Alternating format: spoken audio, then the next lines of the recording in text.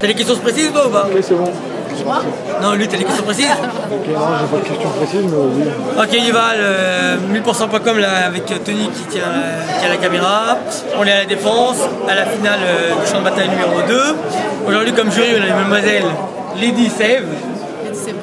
Voilà, de l'époque, c'est hâte. Donc, est-ce que tu peux nous expliquer qui t'es, ton parcours vite fait? Alors, moi je fais du pop depuis 98 et voilà, le pop à fond, boogaloo, voilà, moi j'aime tout ce qui est funk style. Et puis là c'est vrai que ça fait 2 ans qu'on ne m'a pas vu dans les battles. Mais... Moi je dirais un peu plus que j'aurais mis un petit 0 après le 2. Là ça fait 2 ans, le dernier battle c'était avec Google 7. Et là maintenant je suis dans la compagnie Montalvo, donc plus trop le temps de... Donc tu tournes beaucoup. Voilà, tourne beaucoup et plus trop le temps de venir aux événements, mais là ça m'a fait plaisir. Qu'est-ce que tu as pensé concrètement de l'événement aujourd'hui? Franchement, bonne ambiance, bon esprit, ça m'a donné envie de le faire la prochaine fois. Parce que vraiment, c'était voilà, vraiment une bonne ambiance et les gens ils viennent, ils kiffent et voilà, il n'y a pas de tout le marketing autour et c'est ça qui est bien. Exactement. Ouais. Retour aux sources. Qu'est-ce que tu as pensé quand tu vois le niveau qu'il y a à l'heure actuelle? Est-ce que tu vois une évolution?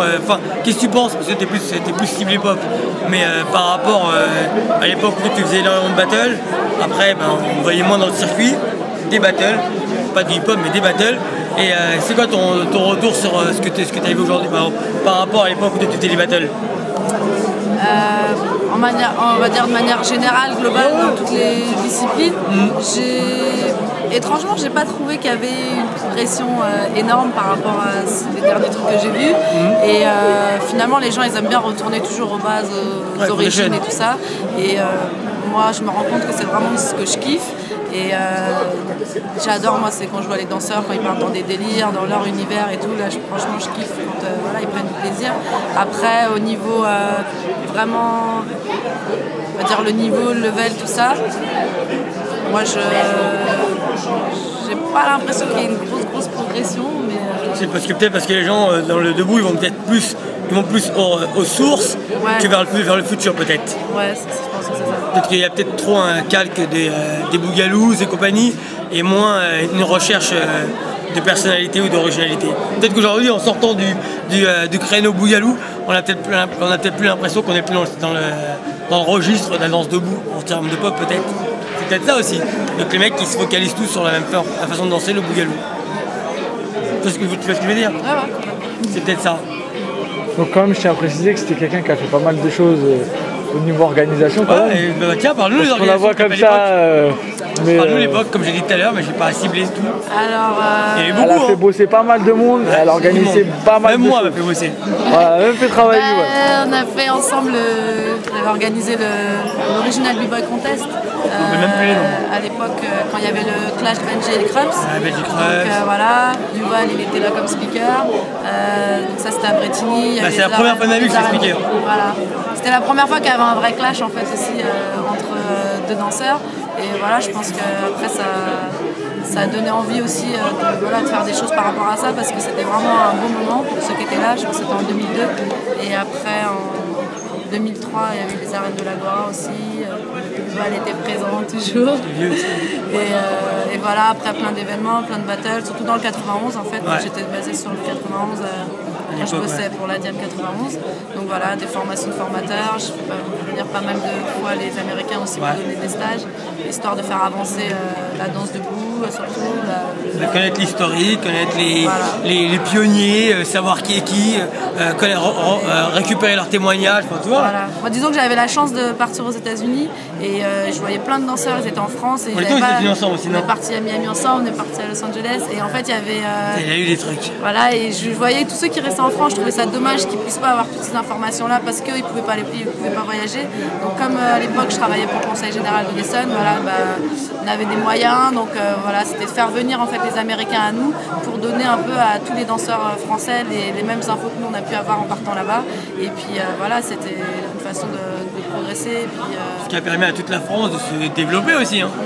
Parce que mine de rien, il y a beaucoup de gens du Sud qui descendent à Paris pour voir les boogaloo en vrai. En dehors, parce qu'à l'époque on voyait qui à part Diamant de Blond, on voyait pas grand monde. Hein.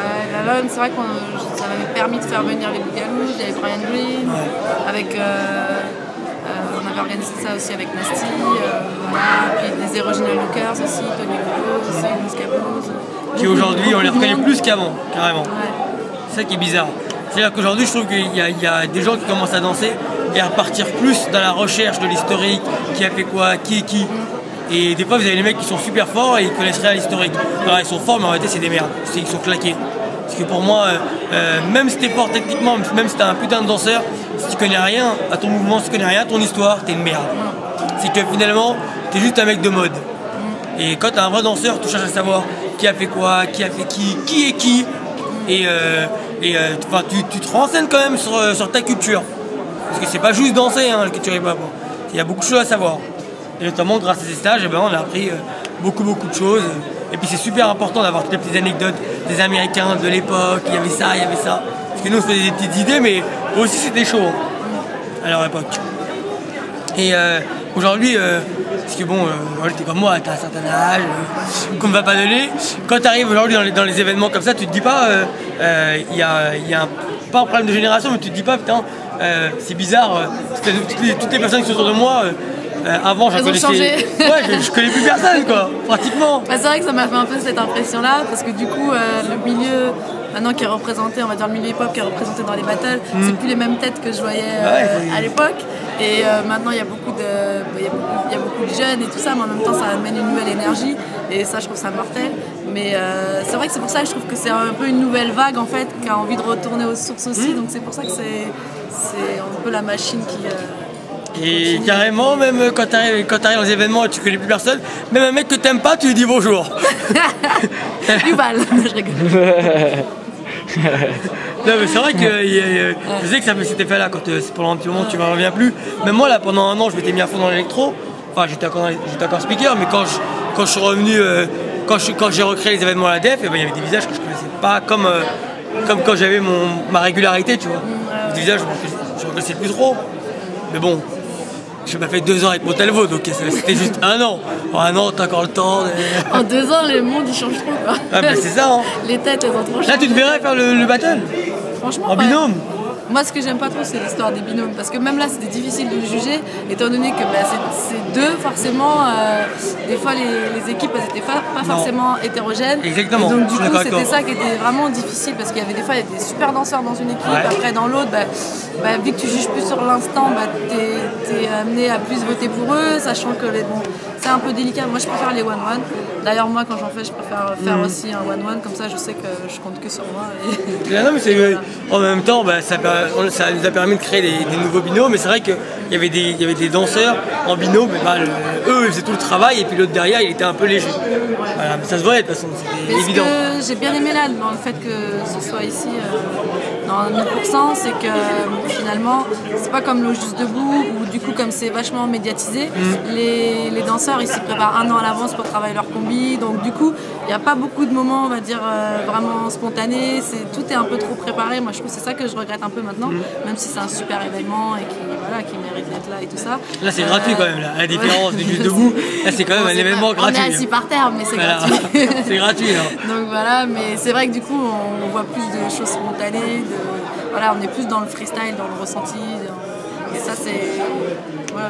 Si tu avais un petit coup de cœur, si tu avais juste une personne à citer parmi toutes les personnes que tu as vues aujourd'hui, ce serait pour qui ton petit coup de cœur? Moi, mon petit coup de cœur... Je pense qu'on a tous la même personne. Moi, c'est pour Kathleen, la petite rockeuse. Ouais, tout le monde pareil. Elle défonce. Je lui ai donné un petit conseil, je pense que Yuval il me suivra. Je lui ai dit rentre un peu plus encore dans les danseurs et là tu vas voir qu'ils vont tous être. Ouais, elle cartonne. Parce qu'elle cartonne, elle a une pure technique et il faut juste qu'elle s'affirme encore un peu plus. Mais je l'avais présentée au Wizou cette année. J'avais été la chercher, elle était assise, elle était en public. J'étais la chercher pour lui demander de faire une démo. Je sais pas si tu te rappelles, Tony. Au Wizou, si cette année, mais si, parce que ça a choqué tout le monde. Je dis ouais, elle est super forte, je l'ai remarqué à Lille et tout, et je l'ai fait danser. Je l'avais vu 2 semaines avant. Je m'en étais souvenu. Donc voilà, c'est pour elle le petit coup de cœur. Ouais. Je crois qu'on a tous les deux pareil, on pense la même chose. En tout cas, en même temps, nous on se revoit le 15 et peut-être, pourquoi pas, tu seras peut-être dans la compétition cette fois. Ouais. Ouais, c'est cool. Alors, on se devait de faire son interview parce que voilà, c'est quelqu'un qui a fait évoluer les choses. Et voilà. Est-ce qu'il y a quelque chose à ajouter, Céline? Rien, ça va. Quand vous la verrez en pop.